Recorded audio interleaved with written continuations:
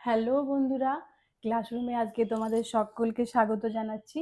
আজকে আমি যে টপিকটা নিয়ে আলোচনা করব সেটা হলো অংশীদারি কারবার, পার্টনারশিপ বিজনেস। পার্টনারশিপ বিজনেস কথাটা তোমরা অনেকেই শুনে থেকেছো।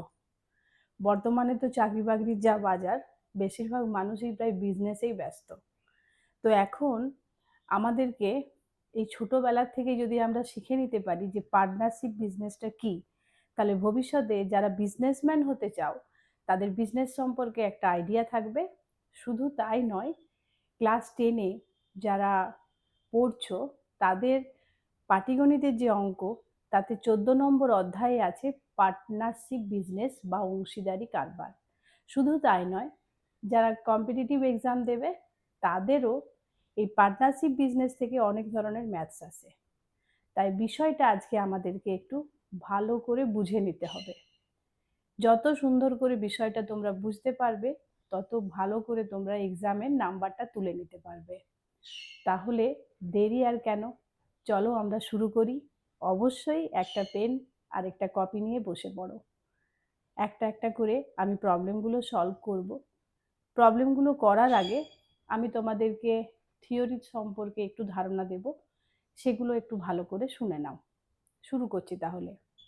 পার্টনারশিপ বিজনেস সম্পর্কে জানতে গেলে প্রথমেই তোমাদেরকে যেটা জানতে হবে যে পার্টনারশিপ বিজনেসের মূল জিনিসটা আসলে কি। কথাটার মধ্যে দেখো উত্তর লুকিয়ে আছে। পার্টনার, পার্টনার মিন্স অংশীদার বলতে পারি আমরা। আর বিজনেস মানে ব্যবসা, এটা তো তোমরা সবাই জানো। তো কিছু কিছু ক্ষেত্রে আমরা করি কি, যখন আমাদের কাছে অনেকটা পরিমাণ টাকার অ্যামাউন্ট থাকে না, তখন আমরা কয়েকজন মিলে ব্যবসাটা করি। তো সেটা দুজনের মধ্যেও হতে পারে, 3জন 5জন, এরকম ভাবে আমরা বিজনেসটা শুরু করি। আবার অনেক ক্ষেত্রে একা একাও বিজনেস করা হয়। তবে পার্টনারশিপ বিজনেস শুধুমাত্র যে টাকাটার জন্য তাও নয়, কাজের ভাগের জন্যও হতে পারে। যে একা আমি পুরো কাজটা সামলাতে পারবো না, আমি একজন পার্টনারের সঙ্গে বিজনেসটা স্টার্ট করলাম, সেটাও হতে পারে। তো যাই হোক, কারণটা যাই ঘটুক না কেন, পার্টনার মিন্স হচ্ছে অংশীদার, যে তোমার ব্যবসার অংশীদার হবে। আর পার্টনারশিপ বিজনেস করতে গেলে প্রথমে যেটা লাগে সেটা হচ্ছে অর্থ। অর্থ মানে টাকা, যেটাকে আমরা বলবো মূলধন, অর্থাৎ যে টাকাটা নিয়ে তুমি ব্যবসাটা শুরু করছো। 1 নম্বর পয়েন্ট।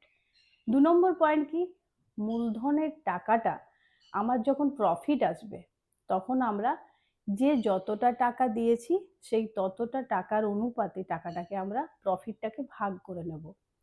2 নম্বর পয়েন্ট। 3 নম্বর পয়েন্ট কি হতে পারে, যে আমরা যে টাকাটাকে ভাগ করছি সেই টাকাটা শুধুমাত্র যে মূলধনের অনুপাতে ভাগ হবে তাই নয়, অনেক সময় কাজের অনুপাতেও টাকা ভাগ হয়। তাহলে 3টে জিনিসের প্রয়োজন। একটা হচ্ছে মূলধন লাগবে। 2 নম্বর কি হবে, আমার যে অংশীদারি কারবার আমি করব সেটার জন্য আমাকে কিছু রুলস মেনে চলতে হবে, যেটা হচ্ছে প্রফিটের টাকা মূলধনের অনুপাতে ভাগ করে নিতে হবে। আরেকটা কি করতে হবে, প্রফিটের টাকা কাজের অনুপাতেও ভাগ করে নেওয়া যায়। তাহলে এইগুলো ধরেই আমাদের প্রবলেমগুলোকে সলভ করতে হবে। এছাড়াও বলা হয়েছে সর্বসম্মত অন্য কোনো চুক্তি অনুযায়ীও টাকাটা ভাগ করে নেওয়া যায়। ধরো এমন কোনো একটা চুক্তি আছে যে কেউ হয়তো টাকাটা দিয়ে বিজনেসটা শুরু করলো, সে প্রফিটের টাকা থেকে তার যে ভাগ সেটা সে তুলে নেবে, বা একটা টাইমের পরে সেই টাকাটা তুলে নিয়ে সে বেরিয়ে যাবে। তারপরে বাকি যারা আছে তারা বিজনেসটা চালাবে, এরকমও চুক্তি অনেক সময় হয়। আরেকটা হচ্ছে ব্যবসা পরিচালনার সাম্মানিক ভাতা। তা ব্যবসা পরিচালনার ক্ষেত্রে অংশীদারদের প্রত্যেকে বা কেউ কেউ যদি সময় ও শ্রম দিয়ে থাকেন, তবে তার জন্য তাদের কি হারে সাম্মানিক ভাতা দেওয়া হবে তার চুক্তির সময় নির্ধারিত থাকবে। তাহলে এতগুলো জিনিস অংশীদারি কারবারের যে বিজনেস, সেই বিজনেসের ক্ষেত্রে রাখবে। তাহলে প্রথমে যে অঙ্কটা, সেটা দিয়েই আমি জিনিসটাকে আরো ভালোভাবে তোমাদের সাথে ক্লিয়ার করব। যেমন এখানে দিয়েছে কোষে দেখি 14। দেখো আমি যে বইটা নিয়েছি এটা হচ্ছে 10ম শ্রেণী গণিত প্রকাশ বই, ওয়েস্ট বেঙ্গল বোর্ডের। এই যে 10ম শ্রেণী গণিত প্রকাশ বই, এই বইটাতে থেকেই আমি 14 নম্বর অধ্যায়টা স্টার্ট করছি। আমি ও আমার বন্ধু মালা দুজনে যথাক্রমে 15,000 টাকা ও 25,000 টাকা মূলধন নিয়ে ব্যবসা শুরু করলাম। 1 বছরে 16,800 টাকা লাভ হলো। হিসেব করে দেখি আমরা কে কত টাকা লভ্যাংশ পাবো। তাহলে দুজনের মূলধনের অনুপাত কত? প্রথমেই বের করে নেব মূলধনের অনুপাত। তো দুজনের মূলধনের অনুপাত কত? 15,000 ইস্টু 25,000। 3টে করে শূন্য কেটে গেল, 5 3 15, 5 5 25, 3:5। 1 বছরে লাভ হলো 16,800 টাকা। তাহলে লাভের পরিমাণ 16,800 টাকা।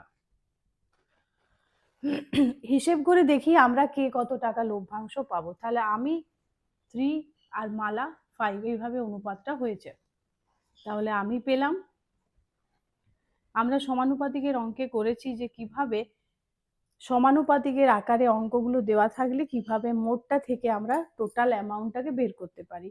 তাহলে সেক্ষেত্রে 3 বাই মোট ভাগ কত? 3 আর 5 8, তাকে 16,800 দিয়ে ভাগ করলাম। 2100 মানে 6,300 টাকা। আর মালা কত পেল? মালা পেল 5 8 গণিত 16,800, 2100 মানে 10,500 টাকা। তাহলে মূলধনের অনুপাতে প্রথমে টাকাটা বের করে নিয়েছি। মোট লাভ দেওয়া আছে। আমি পেলাম 3/8, মানে মূলধনের আনুপাতিক ভাগহার করা হয়েছে। 3 গণিত 16,800, আর মালা পেল 5 গণিত 16,800 মানে 10,500 টাকা। আশা করি ক্লিয়ার হয়েছে। আরও আমরা যত বেশি পরপর অঙ্কগুলো করব, প্রথম দিকের গুলো যতটাই সহজ, শেষের দিকে একটু কমপ্লেক্স টাইপের অঙ্ক তো নিশ্চয়ই থাকবে। তো যতগুলো করব এক একটা টাইপ এক এক ধরনের মানে প্রবলেম তোমরা পেয়ে যাবে। আশা করছি এইগুলো প্র্যাকটিস করলে সব অঙ্কই তোমরা করতে পারবে। 2 নম্বর কোয়েশ্চেনে দেওয়া আছে প্রিয়ম, সুপ্রিয়া ও বুলু যথাক্রমে 15,000, 10,000 ও 25,000 টাকা মূলধন নিয়ে একটা ছোট মুদির দোকান খুললো, কিন্তু বছরান্তে 3,000 টাকা তাদের লোকসান হলো। কাকে কত টাকা লোকসানের পরিমাণ দিতে হবে? প্রত্যেকেরই মূলধনের অনুপাত আমি প্রথমে বের করে নিচ্ছি। মূলধনের অনুপাত কত? না 15,000 ইস্টু 10,000 ইস্টু 25,000। জিরোগুলো আগে ক্যান্সেল করে নিলাম। 5 3 15, 5 2 10 আর 5 5 25, 3:2:5। তাহলে মোট ভাগ কত হবে? মোট ভাগ হলো 3 + 2 + 5, তার মানে 10। তাহলে মোট ভাগ হচ্ছে 10। তাহলে প্রিয়ম কত পাবে? আমাদের দেওয়া আছে 3,000 টাকা লোকসান। তাহলে লোকসান 3,000 টাকা।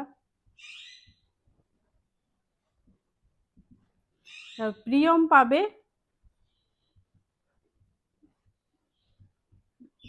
3 × 10 গণিত 3,000,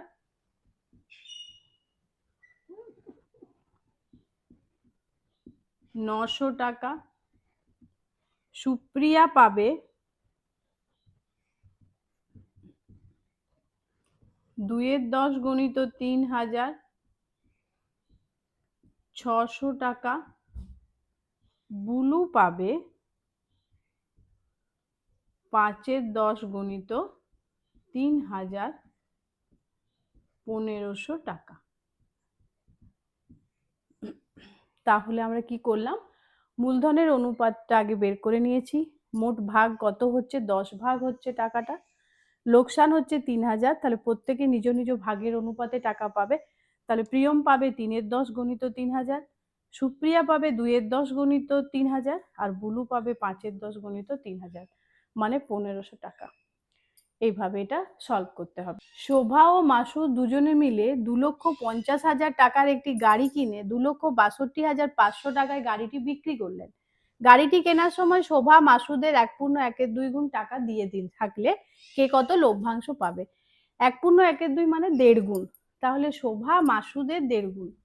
তাহলে শোভা আর মাসুদের মূলধনের অনুপাত কত? প্রথমে এটা আমাদেরকে জানতে হবে।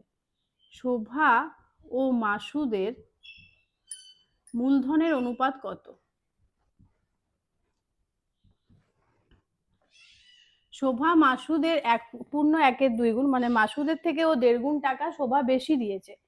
তাহলে মাসুদ যদি 1 টাকা দেয়, শোভা নিশ্চয়ই 1.5 টাকা দিয়েছে, তাহলে তাদের মূলধনের অনুপাত কত হবে? 1.5:1, অর্থাৎ 3:2:1।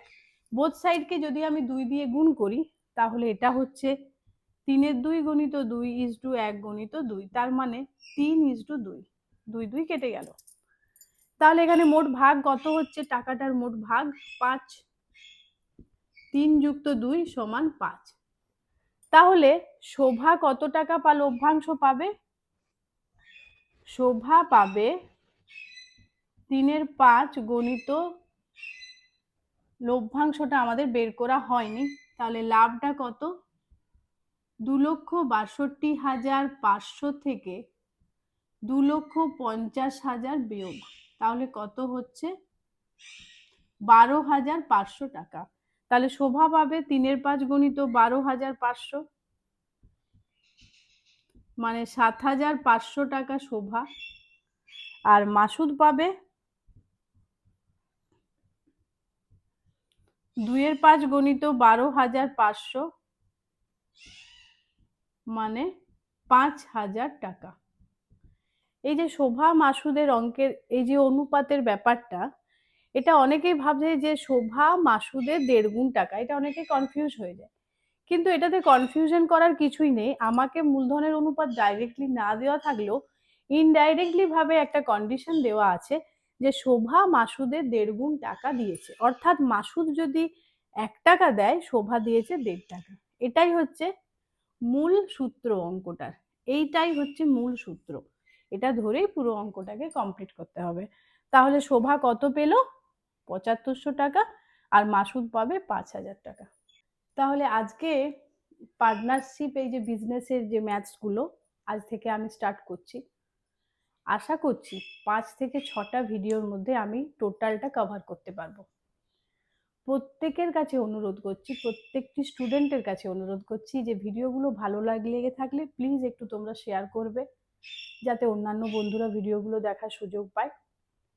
আর তোমাদেরকে আমি একটা কথা দিচ্ছি, অঙ্ক নিয়ে সমস্যা তোমাদের আর থাকবে না। তোমরা যদি ঠিকঠাক প্রত্যেকটা ভিডিওকে ফলো করো এবং নিজেরা ঘরে প্র্যাকটিস করো ঠিকঠাক, তাহলে অঙ্কের সমস্যা তোমাদের কেটে যাবে।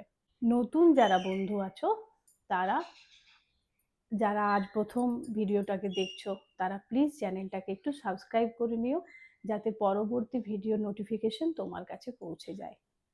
তাহলে সবাই ভালো থেকো, আবার চলে আসবো নতুন কোনো ভিডিও নিয়ে।